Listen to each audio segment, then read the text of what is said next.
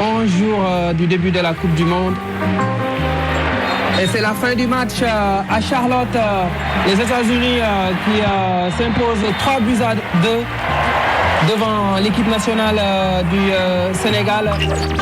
Du haut niveau, après s'être qualifié pour la Coupe du Monde, la Norvège, qui affrontera la France à la Coupe du Monde, s'est imposée 3 face à la Suède.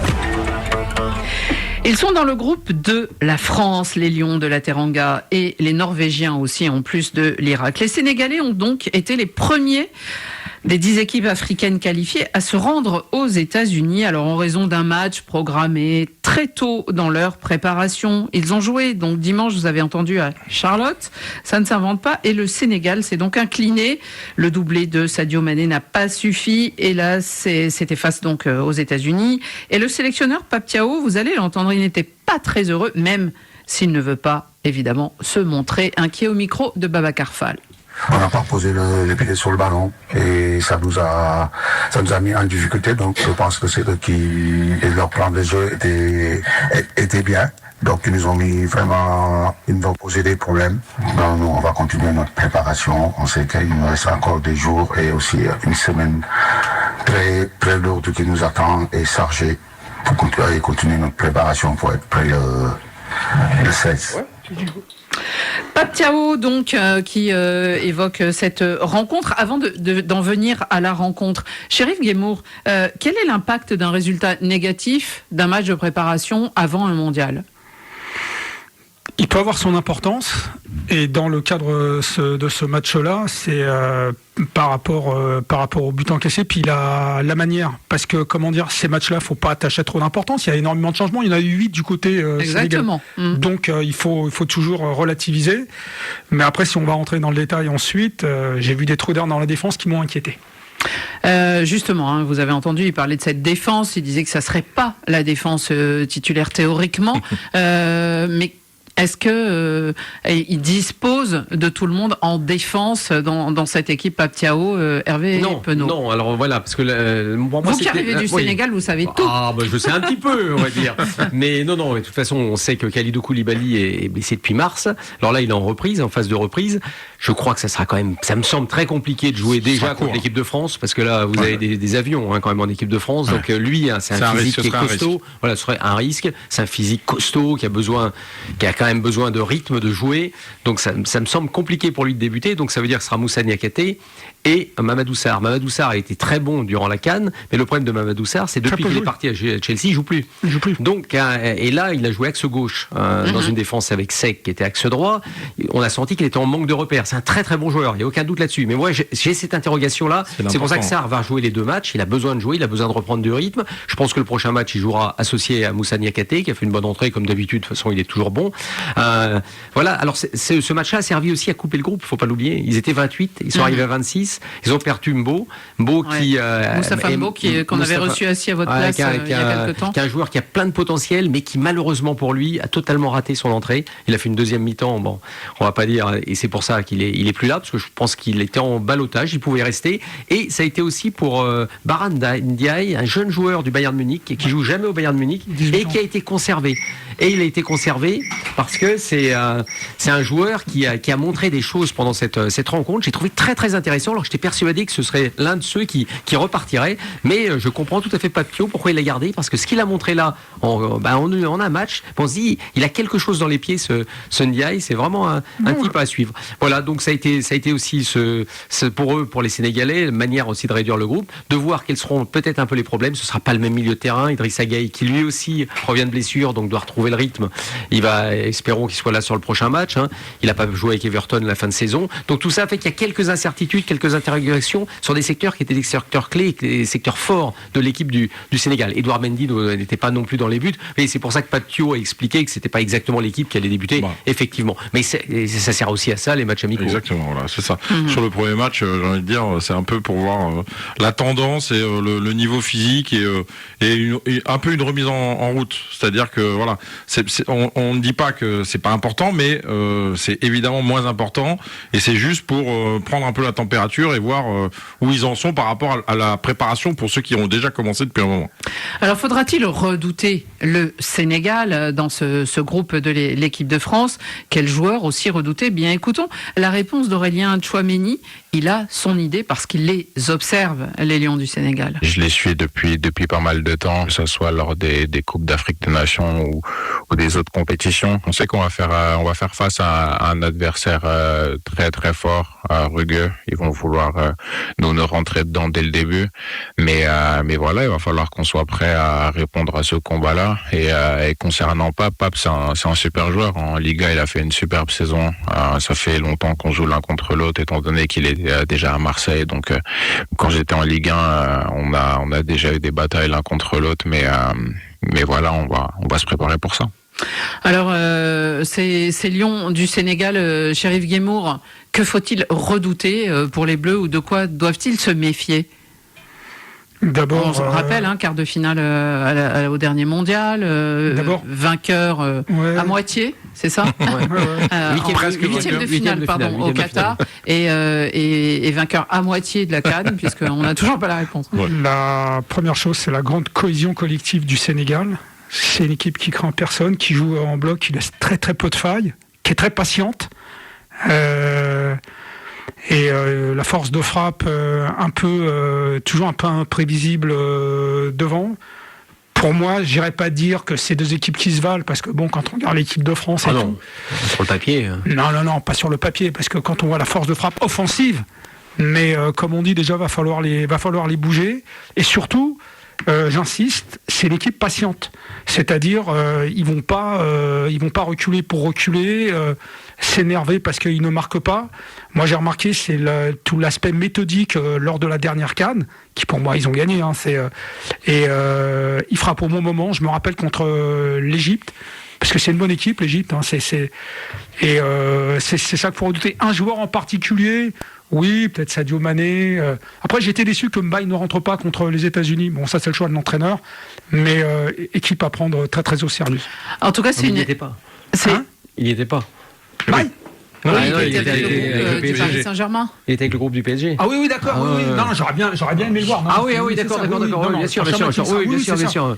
Mais Hervé, c'est une équipe, on l'a vu à la CAN en tout cas, qui gagne, je dirais petitement, un peu à la Arsenal. 1-0 très souvent, on l'a vu pendant la CAN. C'est pas l'équipe la plus spectaculaire. Ils donnent le coup. Mais ils ont un milieu de terrain qui est solide, costaud. Pape Gueye a été le meilleur joueur de Liga. Je discutais avec lui de ça justement quand c'est l'auteur du but en plus. C'est l'auteur du but magnifique, exceptionnel. C'est un milieu de terrain fort, avec Idrissa Gueye qui a fait une énorme compétition la dernière fois. Il y a pas les ordres n'ont pas de prise sur lui. Maintenant, moi je vous dis, il y a cette interrogation sur la défense centrale, et quand vous avez en face l'équipe de France, ça va être très dur. Et quand tu perds Koulibaly, ou tu ne l'as pas au quand départ. Vous avez Koulibaly, Niakhaté, Koulibaly au top, Niakhaté au top, c'est pas pareil. Parce que là, vous avez du physique, vous avez de quoi faire.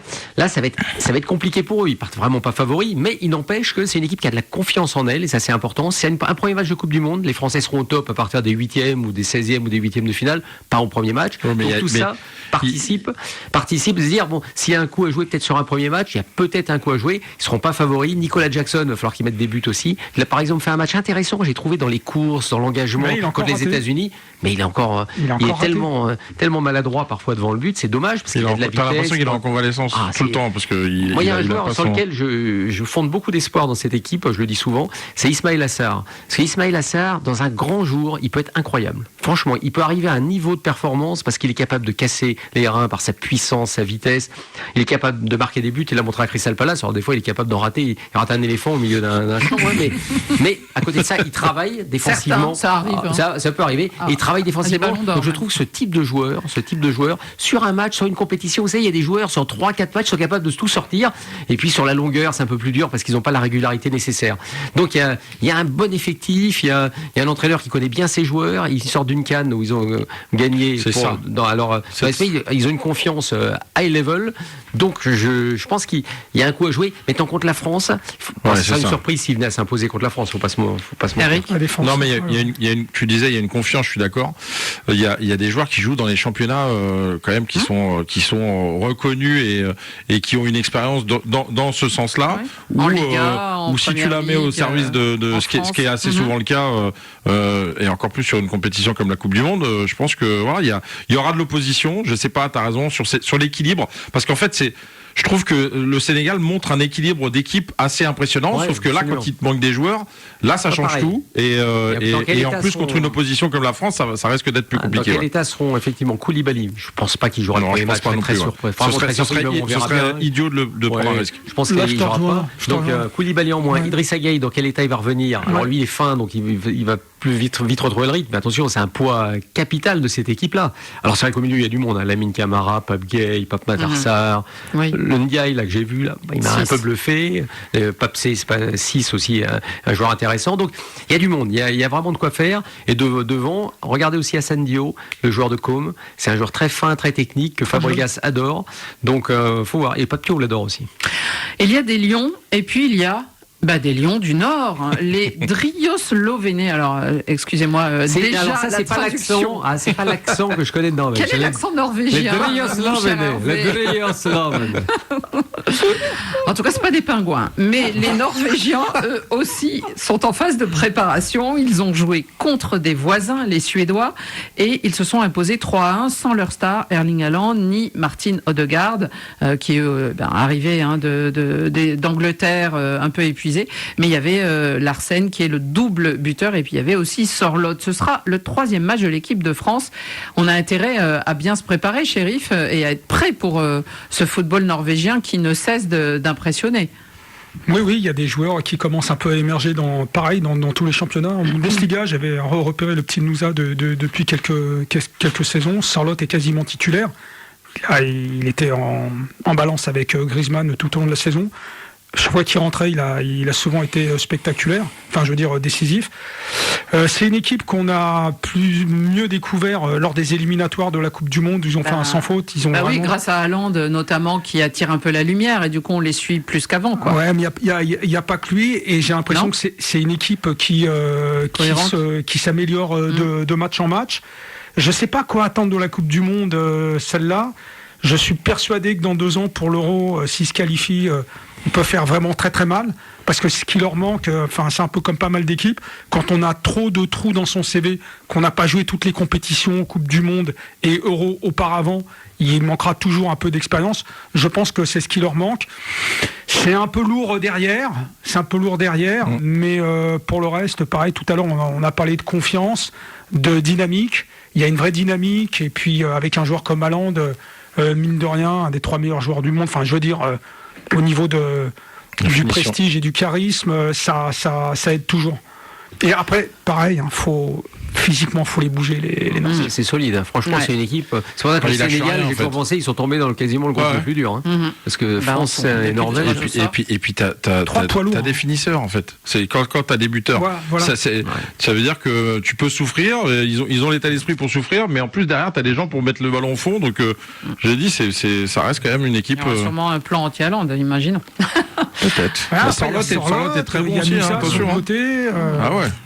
Oui, mais Haaland, il dépasse tout le monde. Le petit Bob sur le côté. Une information, les amis, au sujet de ces matchs amicaux. Eh bien, la RDC, vous le savez, 52 ans d'attente avant de revenir à la Coupe du Monde. Eh bien, leur match amical qui devait se jouer le 9 juin face au Chili, un match de préparation en Espagne, vient d'être annulé par le maire de la Línea de Concepción. C'est dans le sud de l'Espagne. Vous en devinez. Oui. C'est d'une bêtise. Par prudence sanitaire, se justifie le maire en disant qu'il venait de signer le décret. Mais c'est vrai que l'autre jour, un confrère de la chaîne nationale du Congo me disait nous, on est à 2700 km du lieu d'Ebola. Certes, l'épidémie est en train de se propager et c'est très grave ce qui s'y passe. Mais il nous disait, et nous, on nous empêche d'aller aux États-Unis et au Mexique. C'est d'une bêtise, c'est un irrespect pour l'Afrique invraisemblable. Alors que les joueurs jouent tous en Europe et qu'il n'y en a pas un qui est allé aller là-bas ces dernières heures, ni même surtout dans ce lieu, parce qu'encore à Kinshasa, oui, mais ils sont pas allés du tout dans le. Mais c'est un irrespect pour l'Afrique qui est invraisemblable. Oui, quand il y a l'antivirus en Argentine, il n'y a pas une seule personne qui se dit tiens, l'Argentine, on va pas les amener parce qu'il y a une épidémie, il y a même eu des morts avec. Mais non, comme c'est en Afrique, on se rend même pas compte. 2700 km, c'est comme s'il y avait une épidémie derrière Moscou. On va dire oh là là, la France peut pas aller en Coupe du Monde. À Moscou, il y a des. Non, mais enfin, ça n'a aucun sens. Ça n'a absolument aucun sens. Bon. Mais bon, c'est de tout cœur avec